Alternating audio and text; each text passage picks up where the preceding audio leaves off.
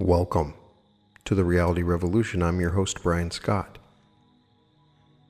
Today, I'm very excited to go on a deep dive from a book, The Individual and the Nature of Mass Events, by Jane Roberts, which includes transcriptions of channelings by Seth, a multidimensional being that I have spoken about in past episodes.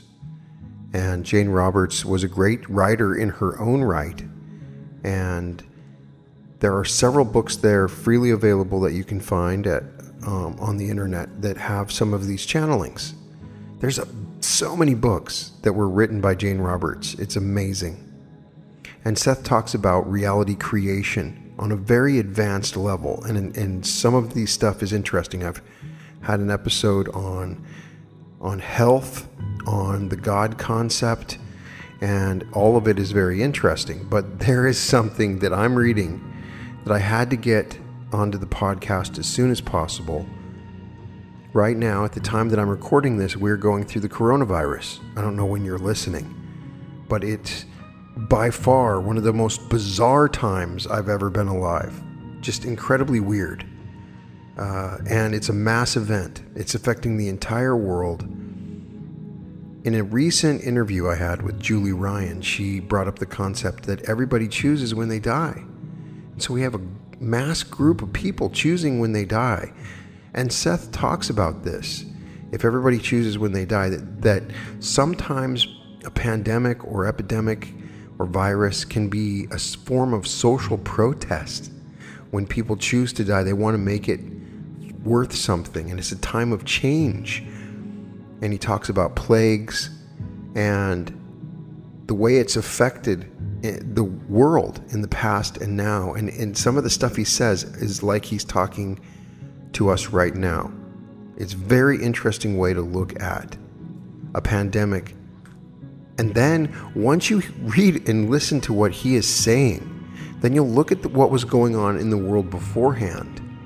And there is a group consciousness that's going on with all of us, and you start to get a feeling of the unity of the world in these deaths and the way that this pandemic may change us more than we can even imagine. So it's going to blow you away. I can't wait for you to listen to this and to discuss it with me. So in this, Seth begins his channel. When you read these books, there's a lot of comments from Jane Roberts, and there's also comments from the person that's transcribing the text. The really interesting thing about Jane Roberts is the way she described channeling and questioned it herself. But she explains that she had formed a psychological alliance, and that somehow I am part Seth, she said, and in sessions at least Seth must be part Jane, in a kind of psychological bonding that occurs.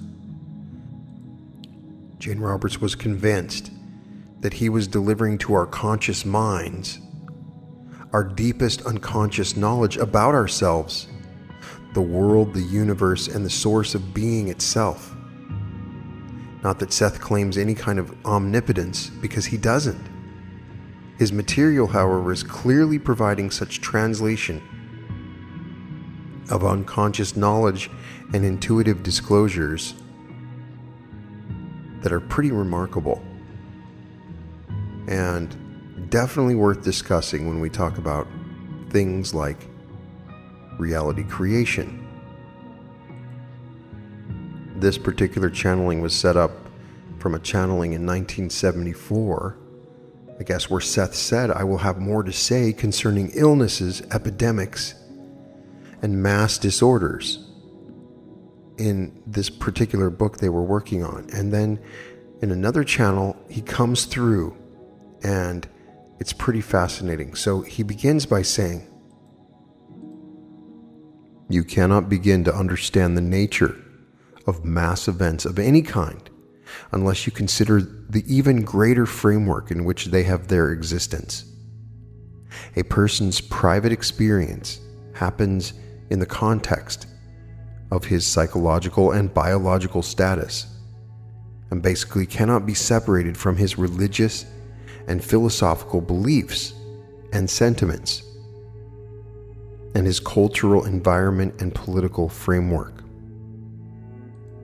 Seth goes on to say that all of the issues form together to make a trellis of behavior. Thorns or roses may grow therein. That is, the individual will grow outward toward the world, encountering and forming a practical experience, traveling outward from his center in almost vine-like fashion, forming from the fabric of physical reality a conglomeration of pleasant or aesthetic and unpleasant or prickly events. The vine of experience in this analogy is formed in quite a natural fashion from psychic elements that are as necessary to psychological experience as sun, air, and water are to plants. I do not want to get too entwined in this analogy, however, but as the individual's personal experience must be seen in the light of all these issues, so mass events cannot be understood unless they are considered in a far greater context than usual. The question of epidemics, for example, cannot be answered from a biological standpoint alone. It involves great, sweeping psychological attitudes on the part of many, and meets the needs and desires of those involved, needs which in your terms arise in a framework of religious, psychological, and cultural realities that cannot be isolated from biological results. I have thus far stayed clear of many important and vital subjects involving mass realities, because first of all, the importance of the individual was to be stressed, and his power to form his private events. Only when the private nature of reality was emphasized sufficiently would I be ready to show how magnification of individual reality combines and enlarges to form vast mass reactions, such as, say, the initiation of an obviously new historical and cultural period, the rise or overthrow of governments, the birth of a new religion that sweeps all others before it, mass conversions, mass murders in the form of wars, the sudden sweep of deadly epidemics, the scourge of earthquakes, floods, or other disasters, the inexplicable appearance of periods of great art or architecture or technology. I said there are no closed systems. This also means that in world terms, events spin like electrons, affecting all psychological and psychic systems, as well as biological ones. It is true to say that each individual dies alone, for no one else can die that death. It is also true that part of the species dies with each death and is reborn with each birth, and that each private death takes place within the greater context of the existence of the entire species. The death serves a purpose, species-wise, while it also serves the purpose of the individual, for no death comes unbidden. An epidemic, for example, serves the purposes of each individual who is involved, while it also serves its own functions in the greater species framework. When you consider epidemics to be the result of viruses and emphasize their biological stances, then it seems that the solutions are very obvious. You learn the nature of each virus and develop an inoculation, giving each member of the populace a small dose of the disease so that a man's own body will combat it and he will become immune. The short-sightedness of such procedures is generally overlooked because of the definite short-term advantages. As a rule, for example, people inoculated against polio do not develop that disease. Using such procedures, tuberculosis has been largely conquered. There are great insidious variables operating, however, and these are caused precisely by the small framework in which such mass epidemics are considered. In the first place, the causes are not biological. Biology is simply the carrier of a deadly intent. In the second place, there is a difference between a virus produced in the laboratory and that inhabiting the body. A difference recognized by the body, but not by your laboratory instruments. Give us a moment. In a way, the body produces antibodies and sets up natural immunization as a result of, say, inoculation. But the body's chemistry is also confused, for it knows it is reacting to a disease that is not a true disease, but a biologically counterfeit intrusion. To that extent, and I do not mean to overstate the case, the body's biological integrity is contaminated.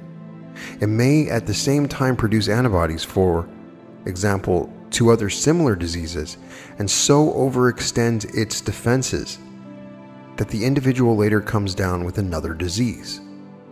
Now, no person becomes ill unless that illness serves a psychic or psychological reason.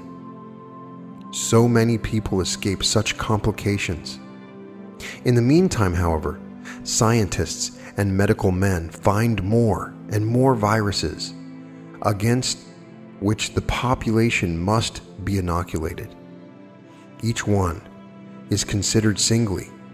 There is a rush to develop a new inoculation against the newest virus. Much of this is on a predictive basis. The scientists predict how many people might be attacked by, say, a virus that has caused a given number of deaths. Then, as a preventative measure, the population is invited to the new inoculation. Many people who would not get the disease in any case are then religiously inoculated with it. The body is exerted to use its immune system to the utmost, and sometimes, according to the inoculation, overextended under such conditions. Those individuals who have psychologically decided upon death will die in any case of that disease or another, or of the side effects of the inoculation. I will read that again. Those individuals who have psychologically decided upon death will die in any case of that disease or another, or of the side effects of the inoculation. Give us a moment. Inner reality and private experience give birth to all mass events. Man cannot disentangle himself from the natural context of his physical life, his culture, his religion, his psychologies, and his psychological nature together form the context within which both private and mass events occur. So that's what's so interesting about this book in relation to what's going on right now, and why I recommend you read the whole thing. Once again, it's the individual and the nature of mass events, is because it is dedicated to the nature of the great sweeping emotional, religious, or biological events that often seem to engulf the individual, or to lift him or her willy-nilly in their power. What is the relationship between the individual and the gigantic mass motions of nature, of government, or even religion? What about mass conversions, mass hysteria, mass healings, mass murder in the individual? Those are the questions that are dedicated to this book. And it's interesting to me, I've had particularly good time during this quarantine now. My prayers are every day going out to people that are struggling with this, that have lost their jobs, to my friends, and I'm constantly imagining, but in my own life, good things have happened. And so I've worried, have I created this? Is this something that I created? So this really came to me at a good time to help understand on a reality creation level what is actually going on. Seth says, dying is a biological necessity not only for the individual, but to ensure the continued vitality of the species. Dying is a spiritual and psychological necessity, for after a while the exuberant, ever-renewed energies of the spirit can no longer be translated into flesh. Inherently, each individual knows that he or she must die physically in order to survive spiritually and psychically. The self outgrows the flesh, particularly since the advent of Darwin's theories. The acceptance of the fact of death has come to imply a certain kind of weakness, for is it not said that only the strong survive? To some degree, epidemics and recognized illnesses serve the sociological purpose of providing an acceptable reason for death, a face-saving device for those who have already decided to die. This does not mean that such individuals make a conscious decision to die, in your terms, but such decisions are often semi-conscious, intently. It might be that those individuals feel they have fulfilled their purposes, but such decisions may also be built upon a different kind of desire for survival than those understood in Darwinian terms. It is not understood that before life an individual decides to live. A self is not simply the accidental personification of the body's biological mechanism. Each person born desires to be born. He dies when that desire no longer operates. No epidemic or illness or natural disaster or stray bullet from a murderer's gun will kill a person who does not want to die. For somebody that's been shot with a gun, I find that a fascinating sentence. The desire for life has been most flaunted, yet human psychology has seldom dealt with the quite active desire for death.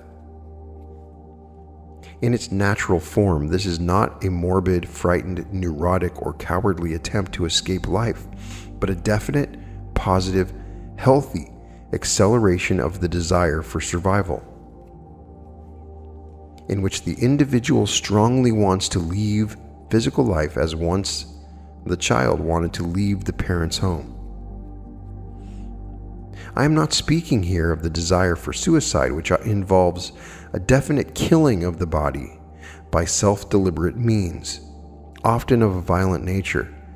Ideally, this desire for death, however, would simply involve the slowing of the body's processes, the gradual disentanglement of psyche from flesh, or in other instances, according to individual characteristics, a sudden, natural stopping of the body's processes.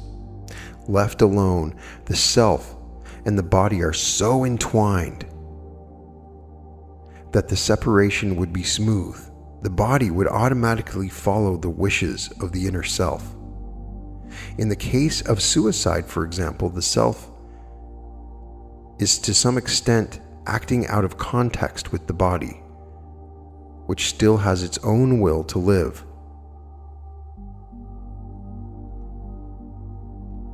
Seth says he will have more to say about suicide, but does not mean here to imply guilt on the part of the person who takes his or her own life. In many cases, a more natural death would have ensued in any event as the result of diseases, period. Often, for example, a person wanting to die originally intended to experience only a portion of earth life, say childhood. This purpose would be entwined with the parent's intent. Such a son or daughter might be born, for instance, through a woman who wanted to experience childbirth, but who did not necessarily want to encounter the years of child raising for her own reasons. Such a mother would attract a consciousness who desired perhaps to re-experience childhood, but not adulthood, or who might teach the mother lessons sorely needed. Such a child might actually naturally die at 10 or 12 or earlier, yet the ministrations of science might keep the child alive far longer, until such a person encountering an adulthood thrust upon him or her, so to speak. An automobile accident, suicide, or another kind of accident might result. The person might fall prey to an epidemic, but the smoothness of biological motion or psychological motion has been lost. I am not here condoning suicide, for too often in your society, it is an unfortunate result of conflicting beliefs, and yet it is true to say that all deaths are suicide, and all births deliberate on the part of child and parent. To that extent, you cannot separate issues like a population explosion on the part of certain portions of the world from epidemics, earthquakes, and other disasters. In wars, people automatically reproduce their kind to make up for those that are killed, and when the race overproduces, there will be automatic controls set upon population. Yet these will in all ways fit the intent and purposes of the individuals involved. Now, to a certain extent, epidemics are the result of a mass suicide phenomenon on the parts of those involved. Biological, sociological, or even economic factors may be involved in that for a variety of reasons and at different levels. Whole groups of individuals want to die at any given time, but in such a way that their individual deaths amount to a mass statement. On one level, the deaths are a protest against the time in which they occur. Those involved have private reasons, however. The reasons, of course, vary from one individual to another, yet all involved want their death to serve a purpose beyond private concerns.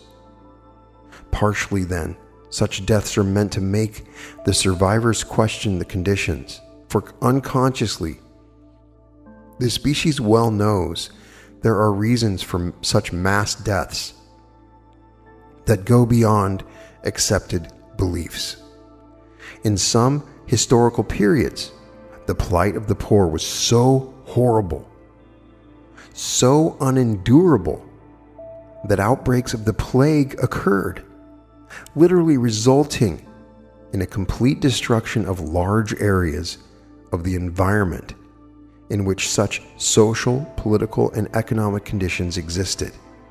Those plagues took rich and poor alike, however, so the complacent well-to-do could see quite clearly, for example, that to some extent sanitary conditions, privacy, peace of mind had to be granted to the poor alike, for the results of their dissatisfactions would have quite practical results, those deaths of protest. And we are living in crazy times in this world. People are struggling in many different sectors, in their families, in their homes, financially, and the environment. And so many of these deaths may be a protest, if that is what is happening. Seth says individually each victim was to one extent or another a victim of apathy, despair, or hopelessness, which automatically lowered bodily defenses. Not only do such states of mind lower the defenses, however, but they activate and change the body's chemistries, alter its balances, and initiate disease conditions. Many viruses inherently capable of causing death in normal conditions contribute to the overall health of the body, existing side by side, as it were, with other viruses, each contributing quite necessary activities that maintain bodily equilibrium. If certain viruses are triggered, however, to higher activity or overproduction by mental states, they then become deadly. Physically, they may be passed on in whatever manner is peculiar to a specific strain. Literally, individual mental problems of sufficient severity emerge as social mass diseases. The environment in which an outbreak occurs points at the political, sociological, and economic conditions that have evolved, causing such disorder. Often such outbreaks take place after ineffective political or social action. That is, after some unified mass social protest has failed or is considered hopeless. They often occur also in wartime on the part of a populace that is against a given war in which its country is involved. Initially, there is a psychic contagion. Despair moves faster than a mosquito or any outward carrier of a given disease. The mental state brings about the activation of a virus that is, in those terms, passive. Despair may seem passive only because it feels that exterior action is hopeless, but its fires rage inwardly, and that kind of contagion can leap from bed to bed and from heart to heart. It touches those, however, who are in the same state only, and to some extent it brings about an acceleration in which something can indeed be done in terms of group action. Now, if you believe in one life only, then such conditions will seem most disastrous, and in your terms they clearly are not pretty. Yet though each victim in an epidemic may die his or her own death, that death becomes a part of a mass social protest. The lives of intimate survivors are shaken, and according to the extent of the epidemic, the various elements of social life itself are disturbed, altered, rearranged. Do we not see what's happening? That our lives have been rearranged and disturbed in exactly the nature that Seth describes? Seth goes on to say, sometimes such epidemics are eventually responsible for the overthrow of governments, the loss of wars. There are also even deeper biological connections with the heart of nature. You are biological creatures. Your proud human consciousness rests on the vast, unconscious integrity of your physical being. In that regard, your consciousness is as natural as your toe.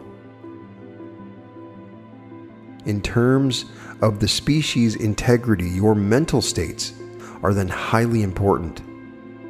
Despair or apathy is a biological enemy. Social conditions, political states, economic policies, and even religious or philosophical frameworks that foster such mental states bring about biological retaliation. They act like fire applied to a plant. The epidemics then serve many purposes, warning that certain conditions will not be tolerated. There is a biological outrage that will be continually expressed until the conditions are changed. Give us a moment. Even in the days of the great plagues in England, there were those smitten who did not die, and there were those untouched by the disease who dealt with the sick and dying. Those survivors who were actively and involved saw themselves in a completely different light than those who succumbed, however. There were those untouched by despair who saw themselves as effective rather than ineffective.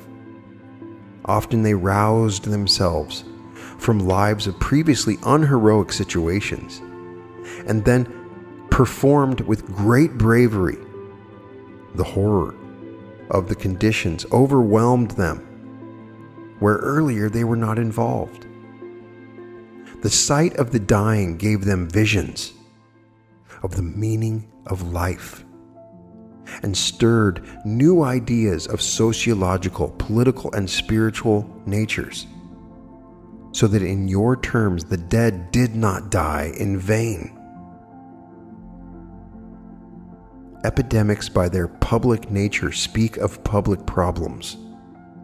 Problems that sociologically threaten to sweep the individual to psychic disaster, as the physical materialization does biologically.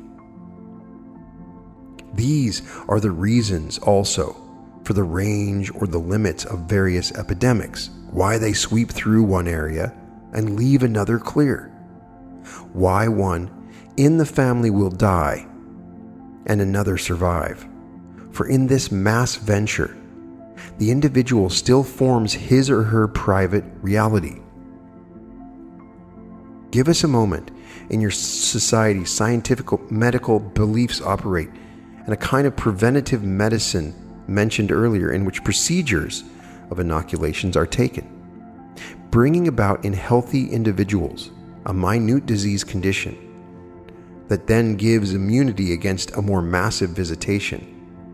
In the case of any given disease, this procedure might work quite well for those who believe in it. It is, however, the belief and not the procedure that works. I am not recommending that you abandon the procedure when it obviously works for so many, yet you should understand why it brings about the desired results. Such medical technology is highly specific, however. You cannot be inoculated with the desire to live, or with the zest, delight, or contentment of the healthy animal. If you have decided to die protected from one disease in such a manner, you will promptly come down with another, or have an accident. The immunization, while specifically effective, may only reinforce prior beliefs about the body's ineffectiveness. It may appear that, left alone, the body would surely develop whatever disease might be fashionable at that time, so that the specific victory might result in the ultimate defeat as far as your beliefs are concerned. You have your own medical systems, however. I do not mean to undermine them, since they are undermining themselves. Some of my statements clearly cannot be proven in your terms and appear almost sacrilegious. Yet throughout your history, no man or woman has died who did not want to die, regardless of the state of medical technology. Specific diseases have certain symbolic meanings, varying with the times and the places. There has been great discussion in past years about the survival of the fittest in Darwinian terms, but little emphasis is placed upon the quality of life, or of survival itself, or in human terms. There has been little probing into the question of what makes life worthwhile. Quite simply, if life is not worthwhile, no species will have a reason to continue. Civilizations are literally social species.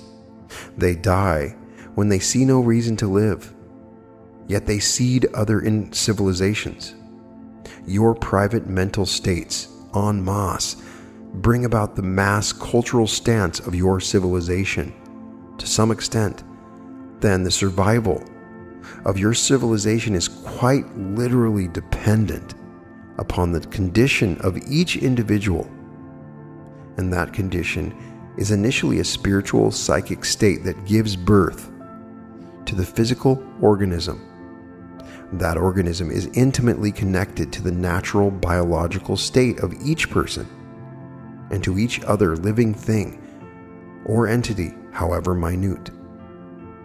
Despite all realistic pragmatic tales to the contrary, the natural state of life itself is one of joy, acquiescence with itself, a state in which action is effective and the power to act is a natural right. You would see to this quite clearly with plants, animals, and all other life if you were not so blinded by beliefs to the contrary.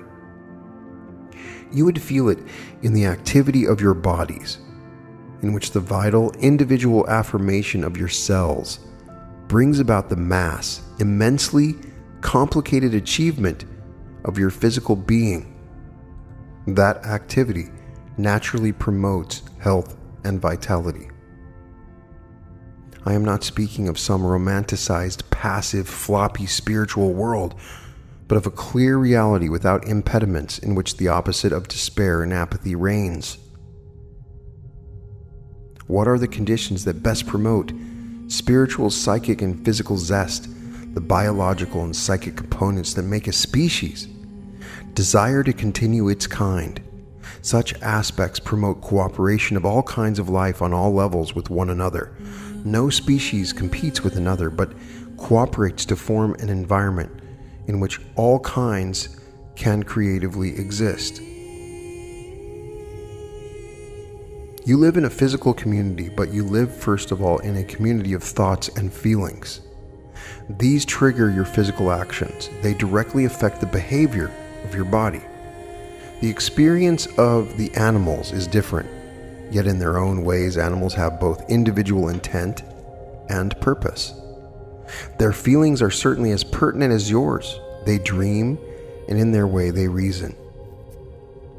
They do not worry. They do not anticipate disaster when no signs of it are apparent in their immediate environment. On their own, they do not need preventative medicine. Pet animals are inoculated against diseases. However, in your society, this almost becomes a necessity. In a purely natural setting, you would not have as many living puppies or kittens. There are stages of physical existence, and in those terms, nature knows what it is doing. When a species overproduces, the incidence of, say, epidemics grow. This applies to human populations as well as to the animals. The quality of life is important above all. Newborn animals either die quickly and naturally, painlessly, before their consciousness are fully focused here, or are killed by their mothers, not because they are weak or unfit to survive, but because the physical conditions are not those that will produce the quality of life that makes survival worthwhile. The consciousness that became so briefly physical is not annihilated, however, but in your terms waits for better conditions. There are also trial runs in human and animal species alike, in which peaks are taken or glimpses of physical life, and that is all. Epidemics sweeping through animal populations are also biological and psychic statements, then, in which each individual knows that only its own greatest fulfillment can satisfy the quality of life on an individual basis, and thus contribute to the mass survival of the species. Suffering is not necessarily good for the soul at all, and left alone, natural creatures do not seek it. There is a natural compassion, a biological knowledge, so that the mother of an animal knows whether or not existing conditions will support the new offspring. Animals instinctively realize their relationship with the great force of life. They will instinctively starve an offspring while its consciousness is still unfocused, rather than send it loose under adverse conditions. In a natural state, many children would die stillborn for the same reasons, or would be naturally aborted. There is a give and take between all elements of nature, so that such individuals often choose mothers, for example, who perhaps wanted the experience of pregnancy but not of birth, or they choose the experience of the fetus but not necessarily of the child. Often, in such cases, these are fragment personalities wanting to taste physical reality but not being ready to deal with it. Each case is individual, however, so these are general statements. Many children who it seems should have died of disease, of childhood epidemics, nevertheless survive because of their different intents. The world of thought and feeling may be invisible, and yet it activates all physical systems with which you are acquainted. Animals as well as men can indeed make social statements that appear in a biological context. Animals stricken by kitten and puppy diseases, for example, choose to die, pointing out the fact that the quality of their lives, individually and en masse, is vastly lacking. Their relationships with their own species is no longer in balance. They cannot use their full abilities or powers, nor are many of them giving compensating elements in terms of beneficial psychic relationship with man, but instead are shunted aside, unwanted and unloved. An unloved animal does not want to live. Love involves self-respect, the trust in individual biological zest, and integrity. To that extent, in their way, animal epidemics have the same causes as human ones. An animal can indeed commit suicide, so can a race or species. The dignity of a spirited life, it demands that a certain quality of experience can be maintained. Your scientists are beginning to understand man's physical relationship with nature. The species is obviously a part of nature and not apart from it. Environmental questions are being raised about man's effect upon the world in which he lives. There is, however, an inner environment that connects all consciousness that dwell upon your planet, in whatever form. This mental or psychic, or in any case non-physical environment is ever in a state of flux and motion. That activity provides you with all exterior phenomena. Give us a moment. Your sense perception, physically speaking, is a result of behavior on the part of organs that seem to you to have no reality outside of their relationship with you. Those organs are themselves composed of atoms and molecules with their own consciousness. They have then their own states of sensation and cognition. They work for you, allowing you to perceive physical reality. Your ears certainly seem to be permanent appendages, and so do your eyes. You say, my eyes are blue or my ears are small. The physical matter of those sense organs changes constantly, however, with you none the wiser. While your body appears quite dependable, solid, steady, you are not aware of the constant interchanges that occur between it and the physical environment. It does not bother you one whit that the physical substance of your body is made up of completely different atoms and molecules than it was composed of 7 years ago, or that your familiar hands are actually innocent of any small smidgen of matter that composed them, even in recent past.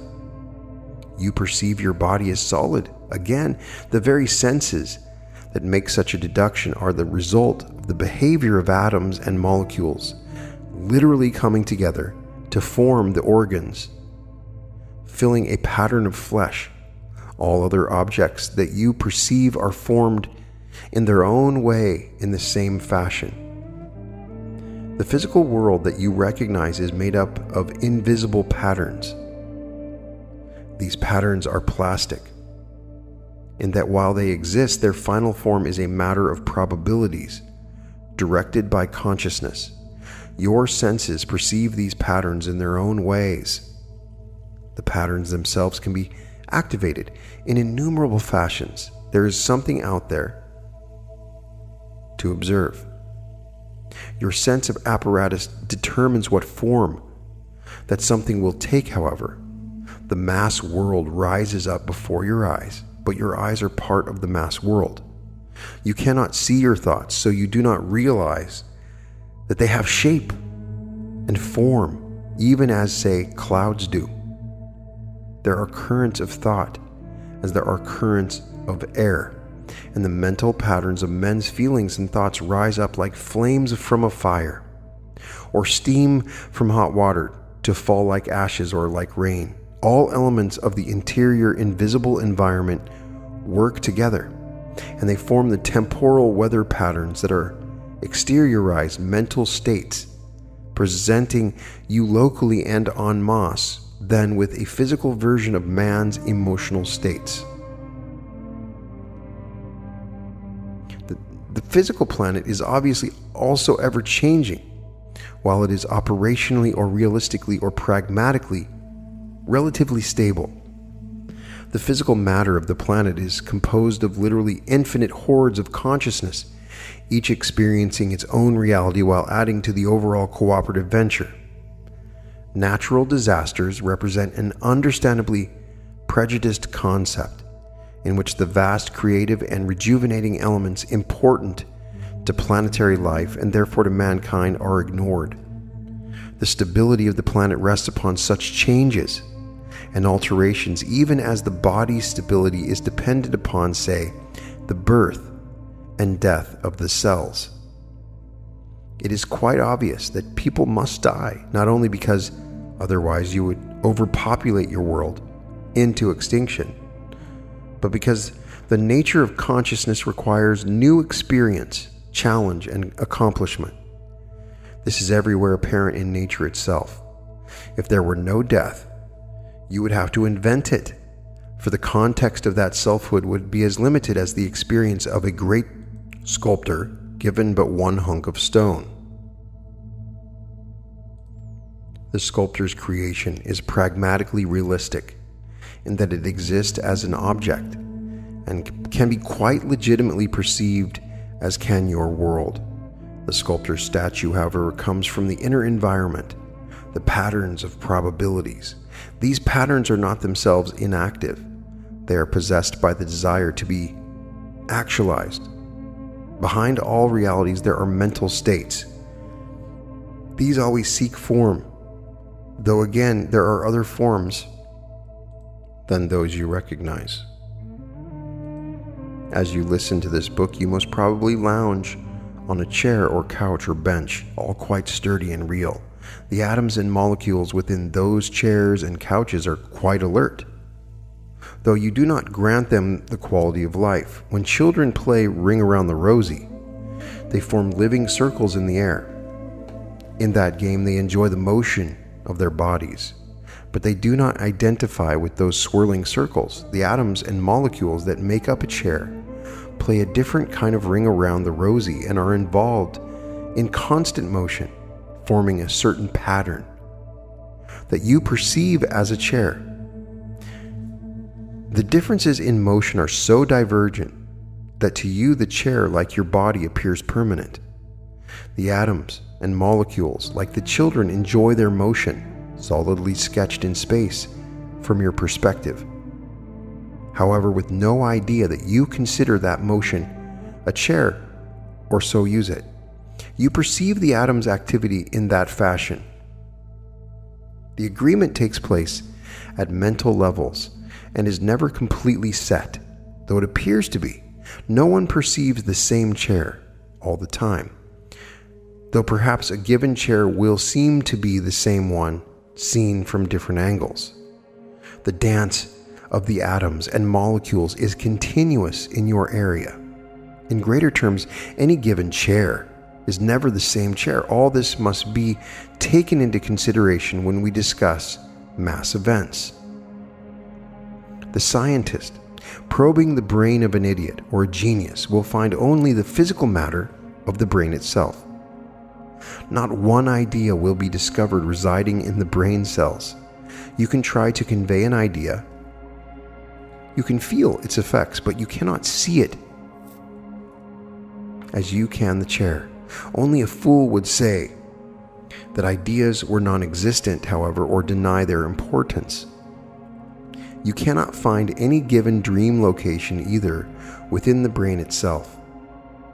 The solid matter of your world is the result of the play of your senses upon an inner dimension of activity that exists as legitimately and yet as tantalizingly hidden as an idea or a dream location. It is easy for you to see that seeds bring forth the fruit of the earth, each of their own kind. No seed is identical to any other. Yet generally speaking, there are species that serve to unite them. You do not mistake an orange for a grape. In the same way, ideas or thoughts form general patterns, bringing forth in your world certain kinds of events. In this respect, your thoughts and feelings seed physical reality, bringing forth materializations. You operate quite nicely politically, living in villages, townships, countries, states, and so forth, each with certain customs and local ordinances. These in no way affect the land itself. They are designations for practical purposes, and they imply organizations of intent or affiliation at one level. They are political patterns, invisible but highly effective. There are, however, far more vigorous, invisible mental patterns into which the thoughts and feelings of mankind are organized, or naturally organize themselves. Each person's thoughts flow into their forming part of the Earth's psychic atmosphere. From that atmosphere flows the natural earthly patterns from which your seasons emerge, with all of their variety and effects. You are never victims of natural disasters, though it may seem that you are, for you have had your hand in forming them. You are creatively involved in the Earth's cycles. No one can be born for you or die for you, and yet no birth or death is really an isolated event, but one in which the entire planet participates. In personal terms, again, each species is concerned not only with survival, but its life and experience. In those terms, natural disasters ultimately end up righting a condition that earlier blighted the desired quality of life, so that adjustments were made. The victims choose to participate in those conditions at spiritual, psychological, and biological levels. Many of those who are counted among the fatalities might otherwise die of extended illnesses, for example.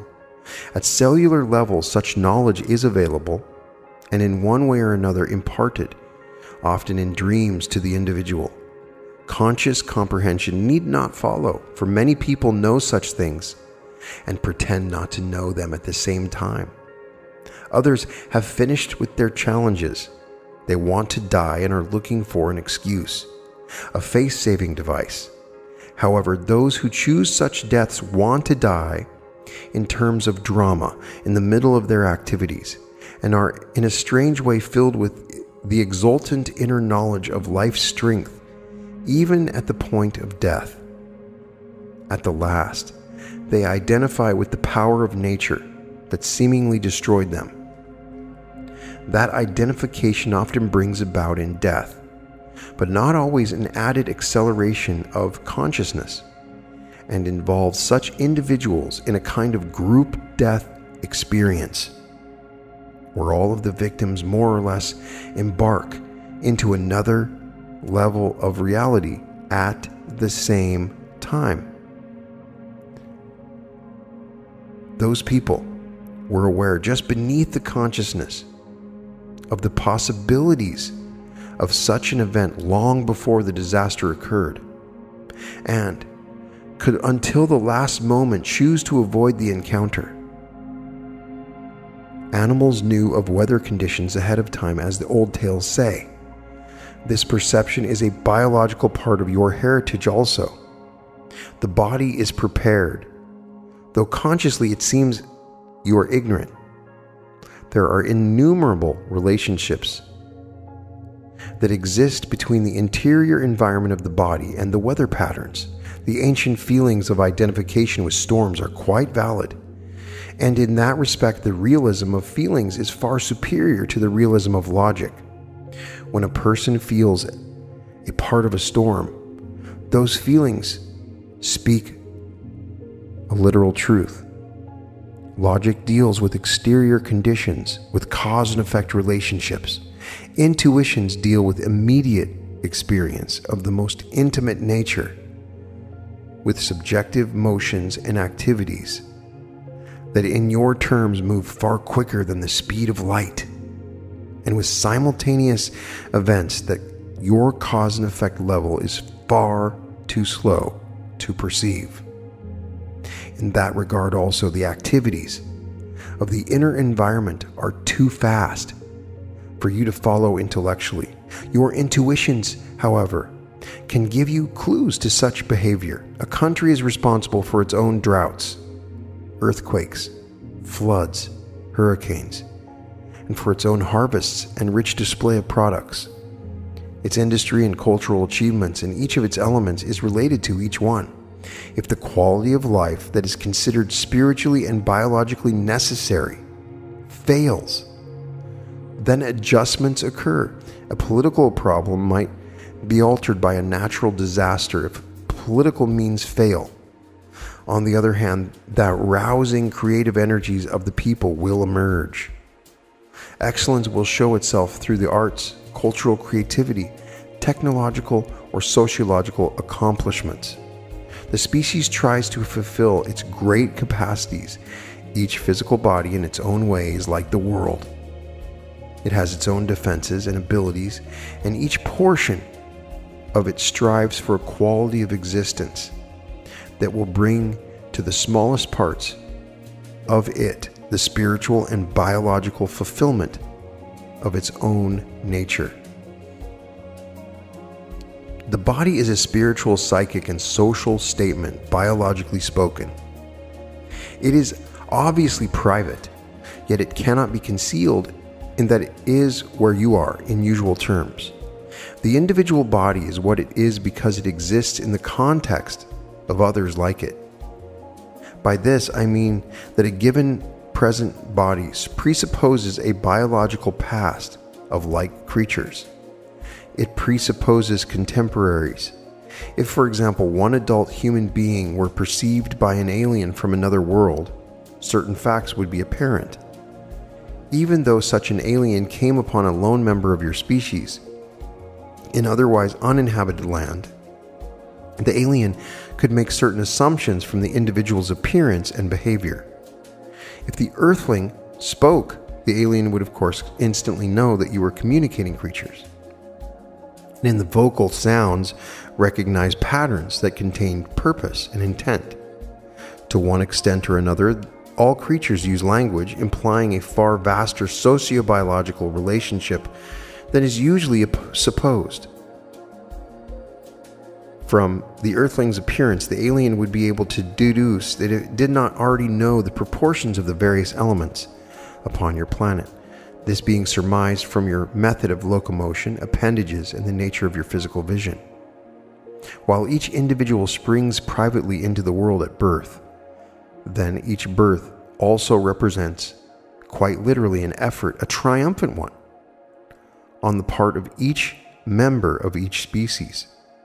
For the delicate balance of life requires for each birth quite precise conditions that no one species can guarantee alone, even to its own kind.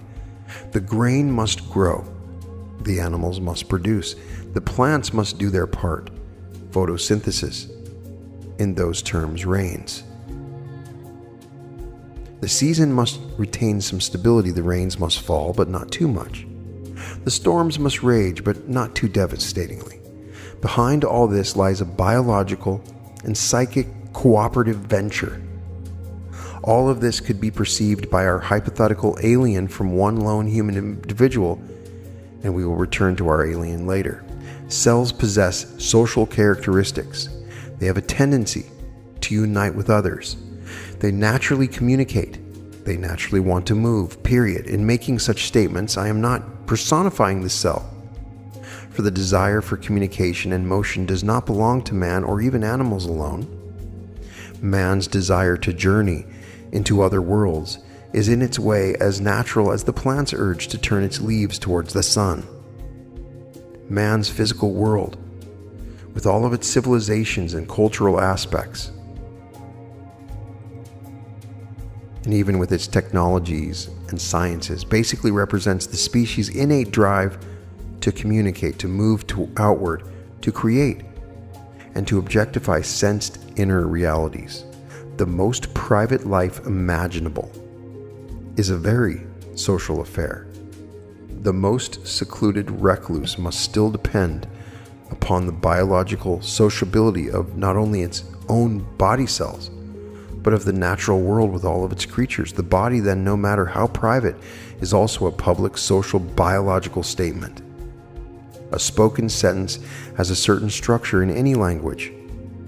It presupposes a mouth and a tongue, the kind of physical organization necessary, a mind, a kind of certain world in which sounds have meaning, and a very precise, quite practical knowledge of the nature of sounds, the combination of their patterns, the use of repetition, and knowledge of the nervous system. In one way or another, therefore, it certainly seems that your body possesses a kind of quite pragmatic information and acts upon it. You can express almost any idea that you want in vocal terms, even if you have hardly any conception at all of the way in which your own speech is executed. The body is geared then to act. It is pragmatically practical, and above all, it wants to explore and to communicate. Communication implies a social nature. The body has within it inherently everything necessary for its own defense. The body itself will tease the child to speak, to crawl, and to walk, to seek its fellows.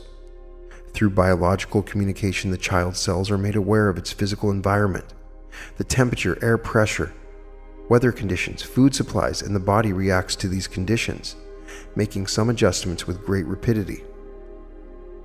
At cellular levels, the world exists with a kind of social interchange, in which the birth and death of cells are known to all others, in which the death of a frog and a star gain equal weight.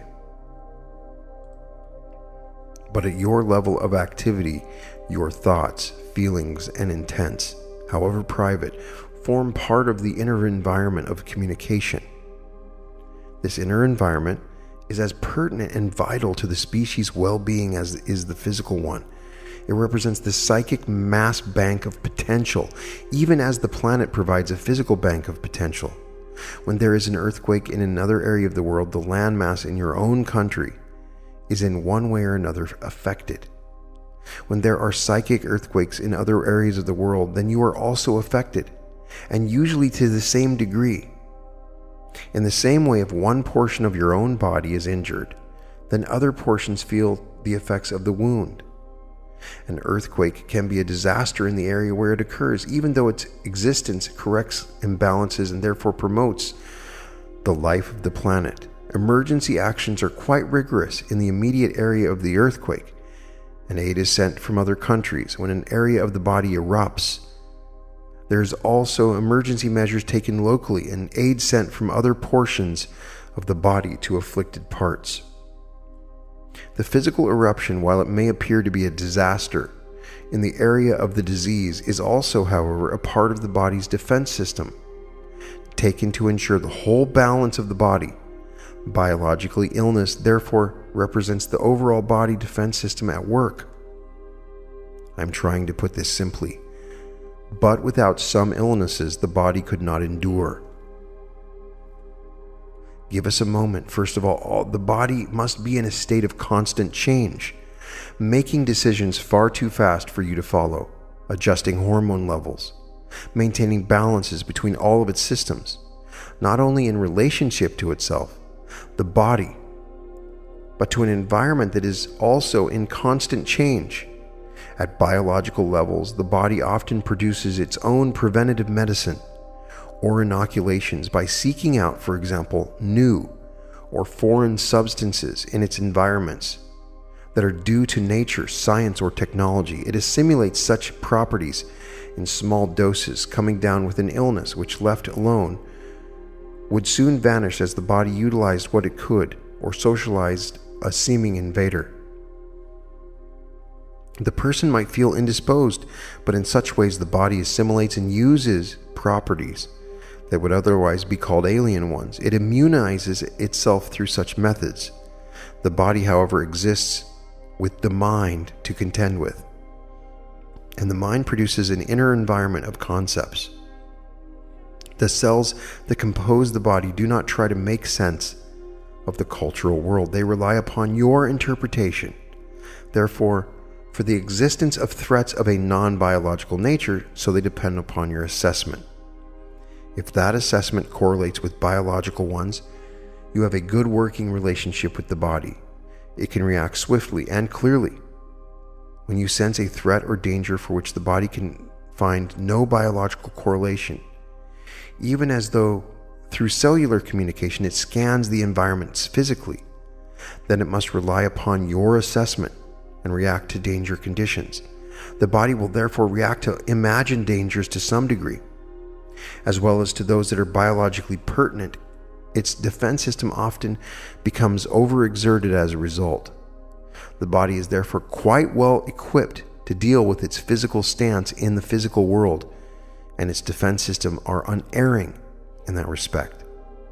Your conscious mind, however, directs your temporal perception and interprets the perception, organizing it into mental patterns. The body again must depend upon those interpretations. The biological basis of all life is a loving, divine, and cooperative one, and presupposes a safe physical stance from which any member of any species feels actively free to seek out its needs and to communicate with others of its kind. It is fashionable to believe that the animals do not possess imagination, but this is quite erroneous belief. They anticipate mating, for example, before its time. They all learn through experience, and despite all of your concepts, learning is impossible without imagination at any level. In your terms, the imagination of the animals is limited. Theirs is not merely confined to the elements of previous experience, however. They can imagine events that have never happened to them. Man's abilities in this respect are far more complicated, for in his imagination, he deals with probabilities. In any given period of time, with one physical body, he can anticipate or perform an infinitely vaster number of events, each one remaining probable until he activates it. The body, responding to his thoughts, feelings, and beliefs, has much more data to deal with, therefore, and must have a clear area in which concise action is possible. The body's defense system is automatic, and yet to a certain degree it is secondary rather than primary system, coming into mobilization as such only when the body is threatened. The body's main purpose is not only to survive, but to maintain a quality of existence at certain levels, and that quality itself promotes health and fulfillment. A definite biologically pertinent fear alerts the body and allows it to react completely and naturally. You might be reading a newspaper headline, for example, as you cross a busy street. Long before you are consciously aware of the circumstances, your body might leap out of the path of an approaching car. The body is doing what it is supposed to do. Though consciously you were not afraid, there was a biologically pertinent fear that was acted upon. If, however, you dwell mentally in a generalized environment of fear, the body is given no clear line of action, allowed no appropriate response. Look at it this way: an animal, not necessarily just a wild one in some native forest, but an ordinary dog or cat, reacts in a certain fashion. It is alert to everything in its environment. A cat does not anticipate danger from a penned dog 4 blocks away, however, nor bother wondering what would happen if that dog were to escape and find the cat's cozy yard. Many people, however, do not pay attention to everything in their environments, but through their beliefs concentrate only upon the ferocious dog 4 blocks away. That is, they do not respond to what is physically present or perceivable in either space or time, but instead upon the threats that may or may not exist, ignoring at the same time other pertinent data that are immediately at hand. The mind then signals threat, but a threat that is nowhere physically present, so that the body cannot clearly respond. It therefore reacts to a pseudo-threatening situation that is caught between gears, so to speak, with the resulting biological confusion. The body's responses must be specific. The overall sense of health, vitality, and resiliency is a generalized condition of contentment, brought about, however, by multitudinous specific responses. Left alone, the body can defend itself against any disease, but it cannot defend itself appropriately against an exaggerated general fear of disease on the individual's part. It must mirror your own feelings and assessments. Usually now your entire medical system's literally generate as much disease as is cured. And that's what's happening now. There's so much fear. So this message is important.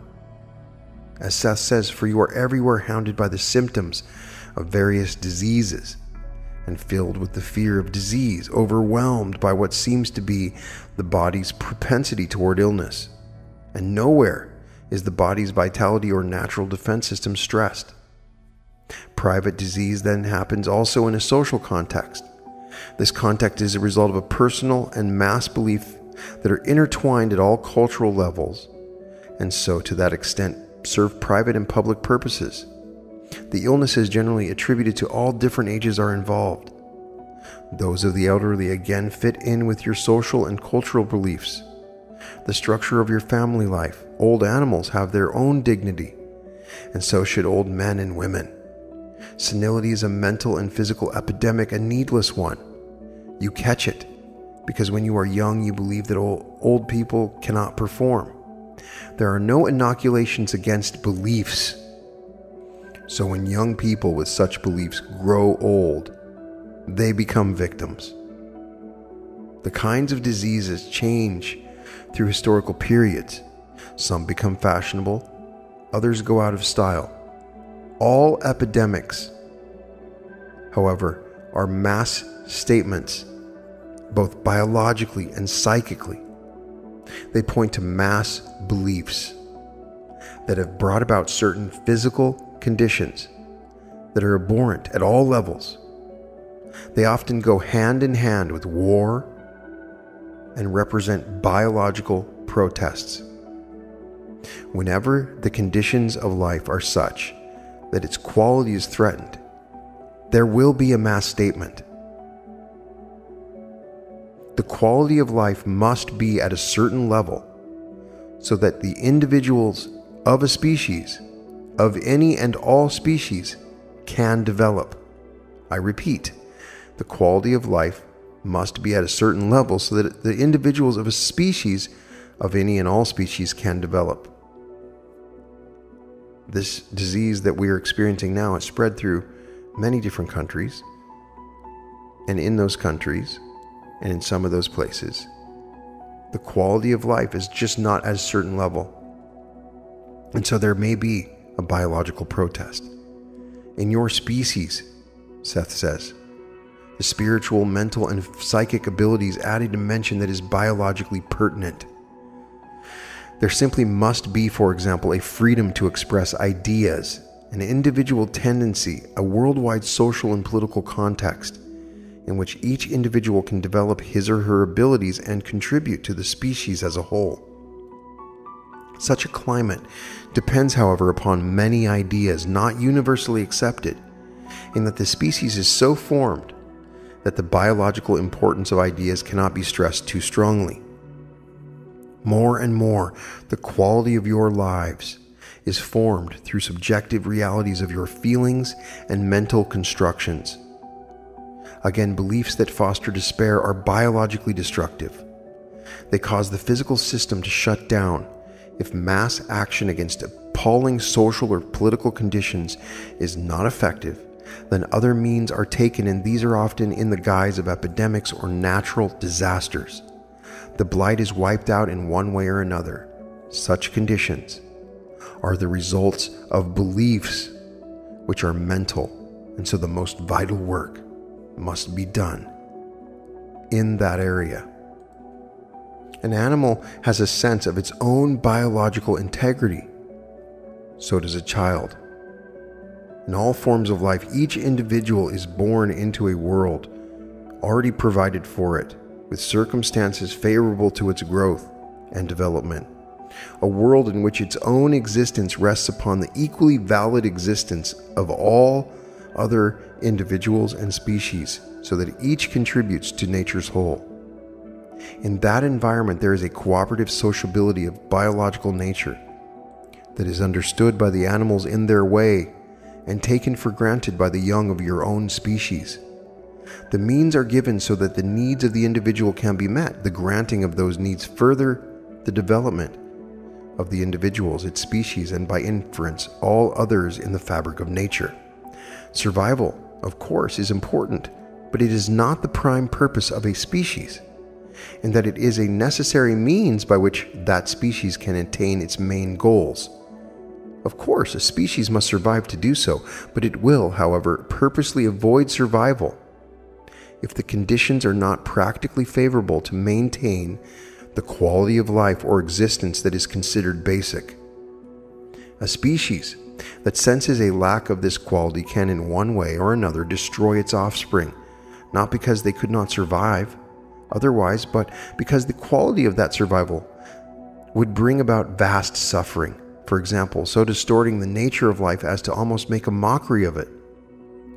Each species seeks for the development of its abilities and capacities in a framework in which safety is a medium for action. Danger in that context exists under certain circumstances clearly known to the animals, clearly defined. The prey is known, for example, as is the hunter. But even the natural prey of another animal does not fear the hunter. When the hunter animal is full of belly, nor will the hunter then attack.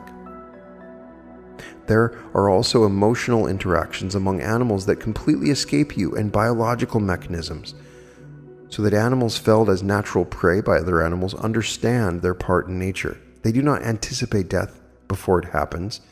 However, the fatal act propels the consciousness out from the flesh, so that in those terms it is merciful.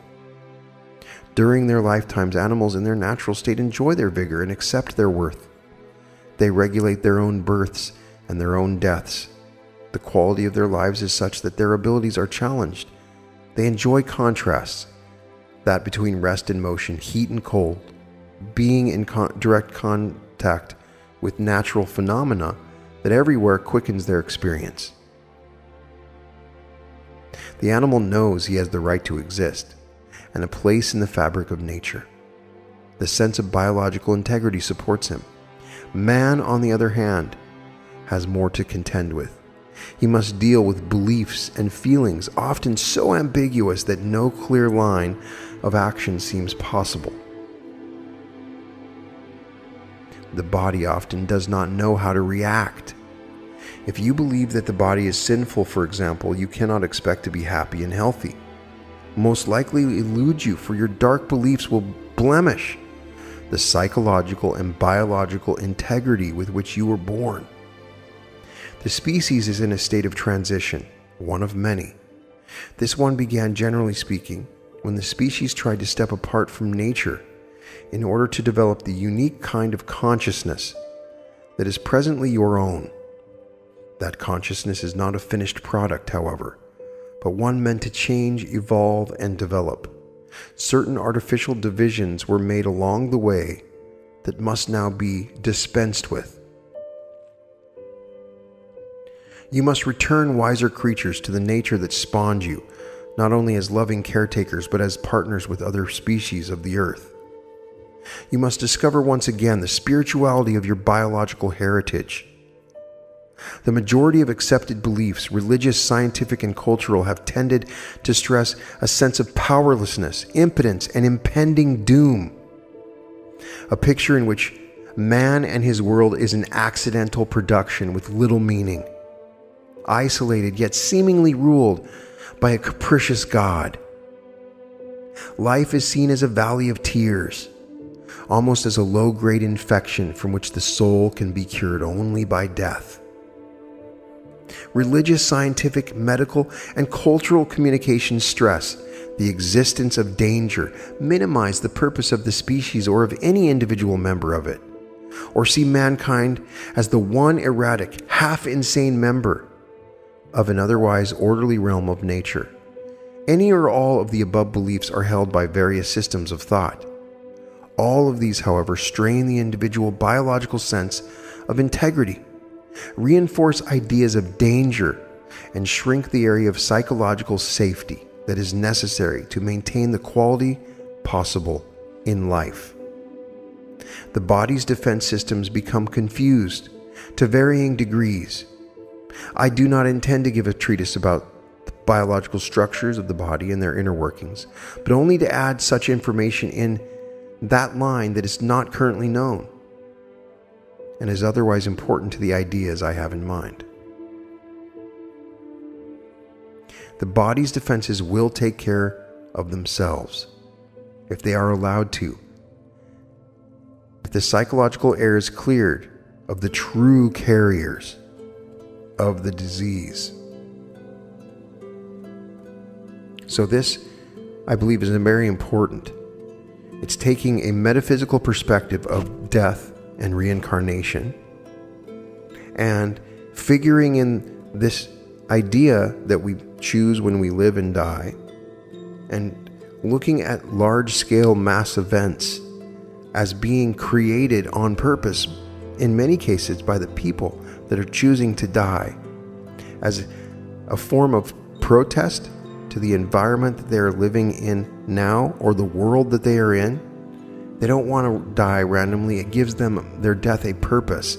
They may be already dying, and they know that if they die through this epidemic, that they are dying for a purpose. We're already starting to see changes in the world, and the changes the way that people relate to each other, that we spend our time. There will be greater gratitude when people are together, and so many things are going to happen. There's a real positive result of all of that's happening with this pandemic.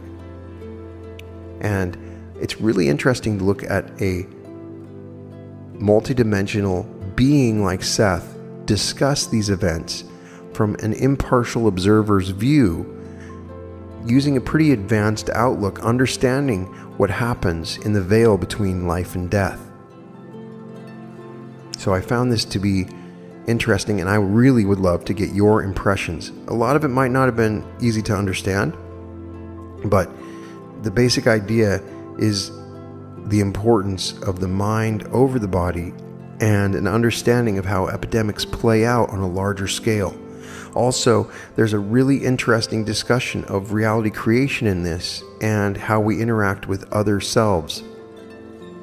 I really enjoyed it, and we may explore other chapters from this particular book.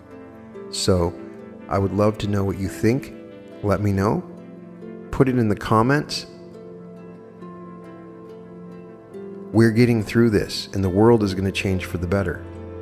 And the people that have chosen to die as a result of this are to be applauded if that's what they're doing, because their deaths were not in vain, not a single person's, because it's changing us for the better.